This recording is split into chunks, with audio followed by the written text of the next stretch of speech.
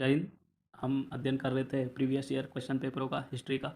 देखो इसी बीच आगे हम बढ़ रहे थे और अगला क्वेश्चन है 33 में 32 तक हमने डिस्कस कर चुका है इससे पहले वाले वीडियो में। अब 33वां क्वेश्चन है। देखो मिलान करना है। 33वें क्वेश्चन में क्या करना है? मिलान करना है। 33वें क्वेश्चन में मिलान करना है। देखो देखो क्या है, देखो पर्वत चिंतामणि, पर्वत चिंतामणि किसने लिखे? तो ये मेरुतुंग ने लिखे। किसने? मेरुतुंग ने। तो मेरुतुंग है नहीं यहाँ पर, ठीक है ना, मेरुतुंग है नहीं। तो यहाँ देखो पहला वाला छोड़ देंगे, अब दूसरा वाला देखेंगे। मिर्च कटिकम, मिर्च कटिकम किसने लिखा है? शूद्रक ने लिखा है।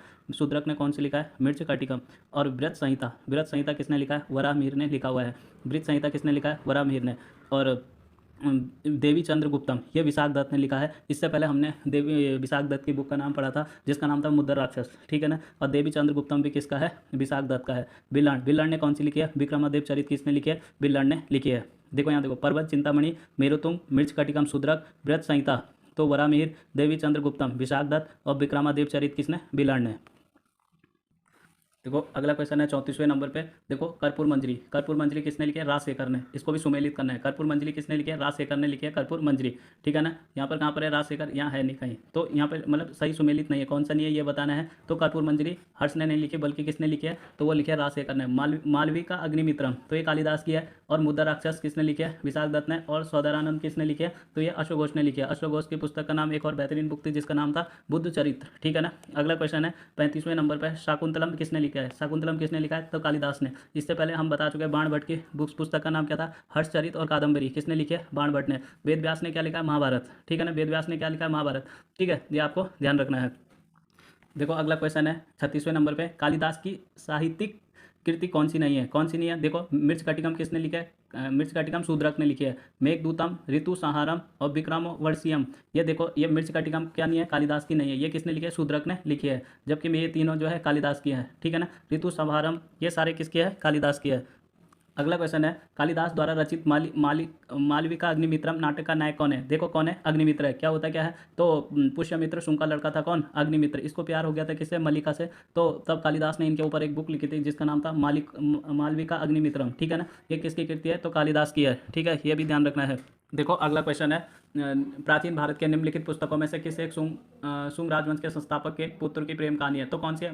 मालविका अग्निमित्रम। मैंने बोला था पुष्यमित्र सुंग का लड़का कौन था? अग्निमित्र। उसको प्यार हो गया था मल्लिका से, तो कालिदास ने उनके ऊपर एक बुक लिखी थी मालिका अग्निमित्रम, मालविका अग्निमित्रम, ठीक है ना। अगला क्वेश्चन है स्वप्नवास वधता के लेखक कौन है? तो भास है। ये बता चुका हूँ कौन है? भास है। राजशेखर ने कौन सी लिखी है? कर्पूर मंजरी। कालिदास ने मेघदूतम, रघुवंशम, अभिज्ञान शकुंतलम, ठीक है ना। ऋतु सहारम, बहुत सारी बुक हैं कालिदास ने लिखी है। कालिदास के बारे में बहुत चर्चा हो चुकी है। अब अगला देखो, अगला क्वेश्चन है गीत गोविंद। गीत गोविंद के रचयिता कौन है? तो जयदेव। गीत गोविंद के रचयिता है जयदेव, ठीक है ना। गीत गोविंद के रचयिता कौन है? जयदेव है। इसको भी ध्यान रखेंगे, इंपॉर्टेंट क्वेश्चन है। गीत गोविंद, ठीक है ना। ये जयदेव है, ये किसके दरबार में रहता था? तो ये लक्ष्मण सेन के दरबार में रहता था। सेन का संस्थापक था कौन? लक्ष्मण सेन। उसी के दरबार में कौन रहता था?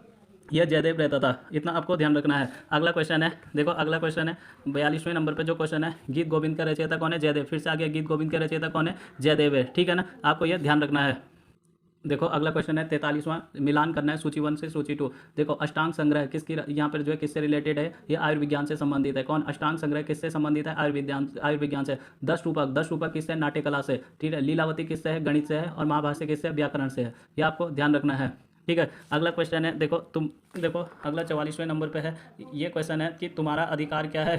तुम्हारा अधिकार कर्म पर है। तुम्हारा अधिकार कर्म पर है, फल की प्राप्ति पर नहीं। या निम्न में ये गीता का है। जब भगवान कृष्ण अर्जुन को उपदेश दे रहे थे तो ये उनमें से एक है। तुम्हारा अधिकार कर्म करने पर, फल की प्राप्ति पर नहीं, ठीक है ना। ये कौन से, कहाँ से? गीता से। देखो गीता से, ये ध्यान रखेंगे। अगला है, देखो अगला है 46वें नंबर पे।